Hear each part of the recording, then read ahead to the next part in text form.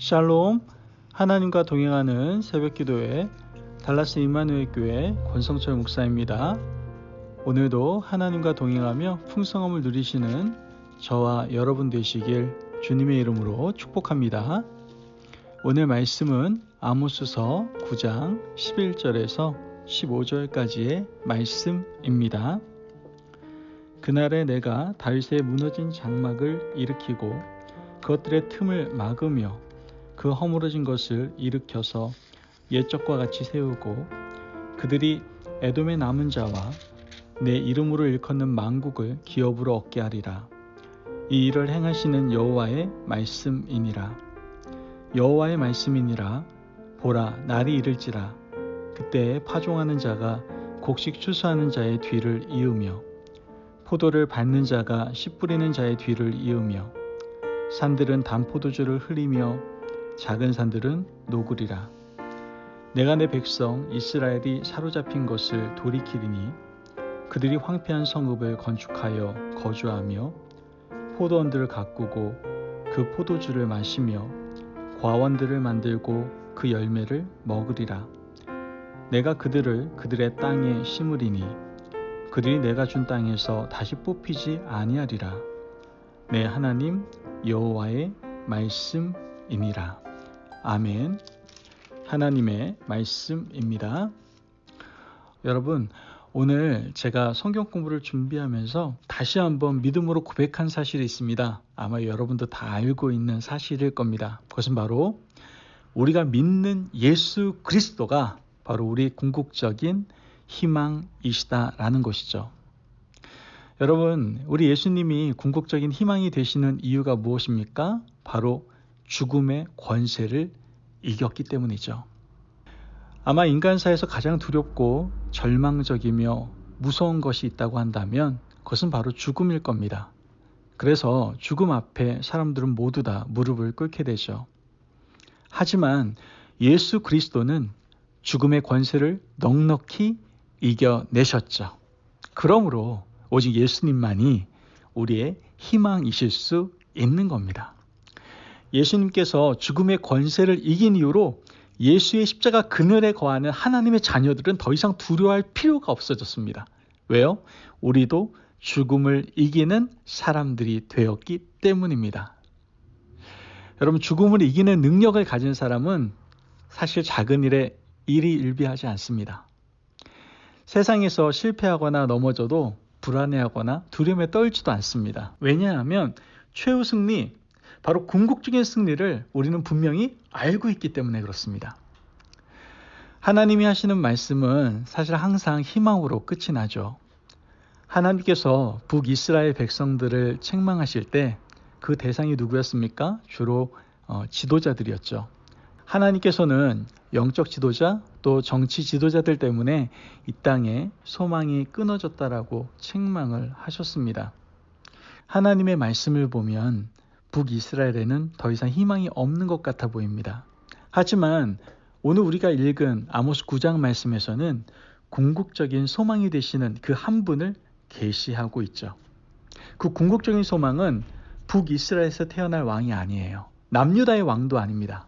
그분은 왕 중의 왕이며 궁극적이고 멸하지 않고 쇠하지 않는 영원한 왕이신 예수 그리스도이시다라는 것이죠. 여러분, 그분은 모든 인류의 소망이 되시고 오늘 우리에게도 온전한 소망, 유일한 소망이 되어 주신다라는 거예요.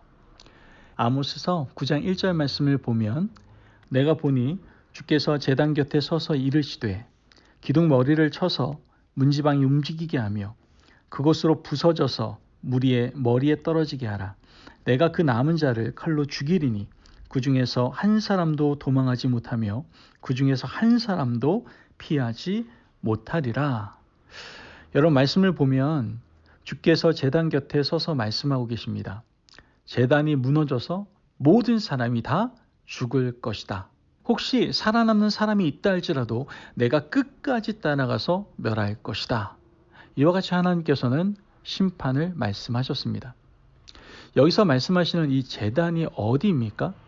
이 제단은 여로보암 1세가 베델과 단에 세운 금송아지 제단을 말하고 있어요. 여로보암 1세부터 아모스 선지자가 예언하던 시대까지는 약 200년의 시차가 있습니다. 하나님께서 200년 동안 많은 선지자들을 통해서 말씀하셨어요. 베델과 단의 금송아지 제단을 제거하라. 그리고 하나님 앞에 돌아오라. 하나님은 계속해서 말씀하셨어요. 하지만 그들은 돌이키지 않았어요.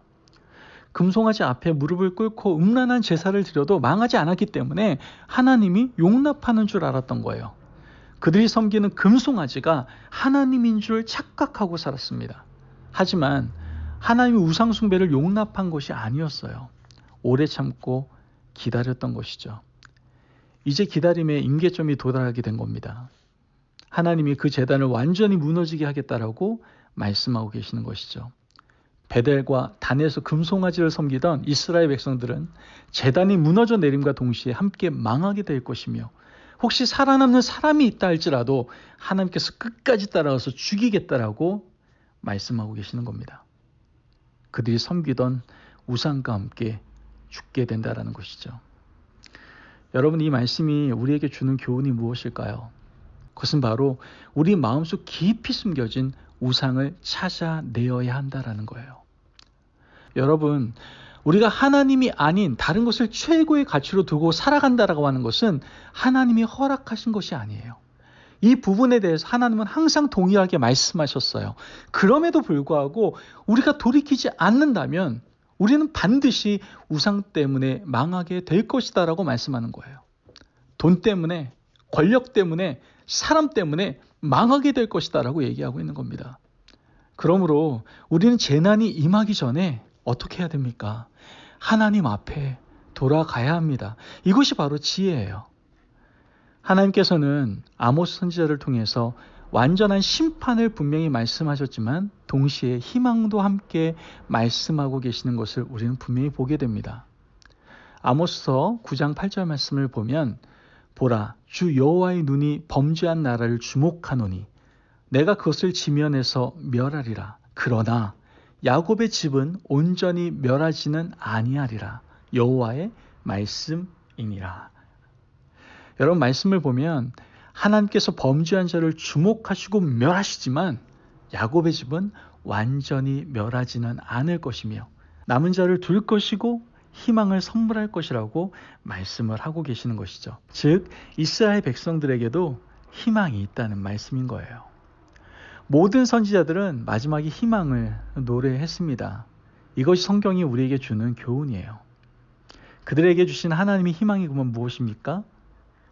오늘 본문 11절 말씀을 보면 그날에 내가 다윗의 무너진 장막을 일으키고 그것들의 틈을 막으며 그 허물어진 것을 일으켜서 옛적과 같이 세우고. 여러분, 말씀에 나오는 다윗의 무너진 장막이라는 대목에서 우리의 눈이 번쩍 뜨여야 됩니다. 다윗의 장막은 누구를 말하는 걸까요? 북이스라엘을 말하는 것입니까? 남유다를 말하는 겁니까?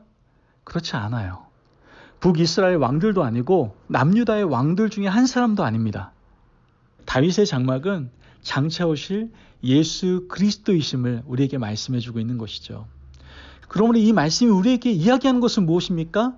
그리스도께서 오시면 회복될 것이니까 북이스라엘의 영적 지도자나 정치 지도자들에게 희망을 두지 말라고 말씀하고 있는 겁니다. 여러분, 사람에게는 희망을 찾을 수 없어요. 계속해서 예수님이 오시면 일어날 일을 말씀하고 있는데요. 12절 말씀을 보면 그들이 에돔의 남은 자와 내 이름으로 일컫는 만국을 기업으로 얻게 하리라. 이 일을 행하시는 여호와의 말씀이니라. 아멘. 여러분, 말씀에서는요, 예수 그리스도가 오시면 에돔의 남은 자들을 일으키시고 만국 백성을 자신의 백성으로 삼는다라고 말씀하셨어요. 여러분, 에돔이 어떤 자들입니까? 에서의 후손이잖아요. 에서는 집을 나가서 갈라진 민족이 되었죠. 그런데 예수님께서 오시면 이 갈라진 민족이 어떻게 돼요? 하나가 된다라는 거예요. 북이스라엘과 남유다가 갈라진 것, 야곱과 에서가 갈라진 이 분열 상태를 그냥 두지 않는다라는 것이죠. 여러분, 예수님이 오시면 막힌 담을 허시고 둘이 하나가 되게 해 주신다라고 말씀하고 있는 겁니다. 결국 모든 만국들이 예수님의 이름 앞에 무릎 꿇고 십자가 아래 함께 모여 찬양하게 될 것이다라는 것이죠. 여러분, 이 얼마나 아름다운 희망의 노래입니까? 여러분, 오늘 우리에게도요, 예수님 한 분만이 궁극적인 희망입니다. 세상에는 희망이 없어요. 여러분, 대통령이 바뀌면 세상이 바뀔 것 같습니까? 지역 국회의원이 바뀌면 지역이 바뀔 것 같냐고요? 그렇지 않아요. 가정에 돈이 많아지면 행복해질 것 같지만 그것도 허상이에요. 세상의 악은 여전히 관영하고 불평등은 여전히 존재할 겁니다. 우리는 세상에서 희망을 찾을 수가 없어요. 여러분, 예수님이 오시고 십자가 아래에 있어야 우리는 희망을 노래할 수가 있습니다. 예수님의 십자가 아래에서 죽음의 권세도 부활로 회복될 것이고, 예수님 아래에 있으면 우리는 흩어지지 않고 나누어지지 않게 된다는 것이죠. 15절 말씀을 보면 내가 그들의 땅에 심으리니 그들이 내가 준 땅에서 다시 뽑히지 아니하리라. 내 하나님 여호와의 말씀이니라. 여러분, 북이스라엘 백성들은 기원전 721년에 아시리아에 의해서 뽑혀 나갔습니다. 남유다 백성들은 기원전 586년 바벨론에 의해서 뽑혀 나가게 되죠. 하지만 예수님이 오셔서 다윗의 장막에 거하게 되면 우리는 영원히 뽑히지 않게 된다는 것이죠. 왜 그렇습니까? 예수님의 십자가 아래 우리가 거하고 있기 때문에 그렇다라는 거예요. 여러분, 오늘 이 시간 아모스의 마지막 교훈을 마음에 새기시기를 바랍니다. 우리의 궁극적인 소망은 이 땅의 나라가 아닙니다. 오직 하나님의 나라, 하나님이라는 그 사실, 바로 하나님께서 보내신 예수 그리스도가 우리의 유일한 희망이 된다는 그 놀라운 사실, 이 세상에 악이 관영하여도 예수의 권세 앞에 무릎 꿇고 그 아래 거하면 우리는 영원히 다시 뽑히지 않는 하나님의 백성이 된다는 것을 여러분들 기억하시며 늘 예수님 아래 거하기에 힘쓰는 저와 여러분 되시길 주님의 이름으로 축복합니다. 아멘. 기도하겠습니다. 사랑이 많으신 하나님 감사합니다. 오늘도 우리에게 귀한 말씀을 통해서 우리가 희망을 가져야 될 것은 이 땅이 아니요 오직 하나님 나라이며, 그 하나님 나라를 우리에게 보여주신 예수님만이 우리의 궁극적인 희망이 되심을 우리로 하여금 다시 한번 고백하게 하시니 감사합니다. 하나님, 이 소망이 없는 이 땅 가운데 예수님을 보내주시고 우리에게 새 희망을 부어주신 하나님, 오직 주님만을 믿고 오직 주님의 십자가 아래 거하며 온전히 주님을 따르는 하나님의 자녀, 하나님의 백성 될 수 있도록 축복하여 주옵소서. 감사하며 예수님의 이름으로 기도합니다. 아멘. 오늘도 하나님과 동행하며 풍성함을 누리시는 저와 여러분 되시길 주님의 이름으로 축복합니다. 여러분, 우리 영원한 하나님의 나라를 소망합시다. 이를 위해 오직 우리의 궁극적인 희망이신 예수 그리스도를 믿으시고 고백하시기를 바랍니다. 오직 예수님만이 우리의 희망이 되어주셔서 그분의 그늘 아래, 십자가 아래 거할 때에 그분은 우리의 진정한 산 소망과 희망이 되어주실 줄 믿습니다. 이 놀라운 은혜를 늘 누리며 살아가시기를 바랍니다. 말씀 안에서 승리하십시오.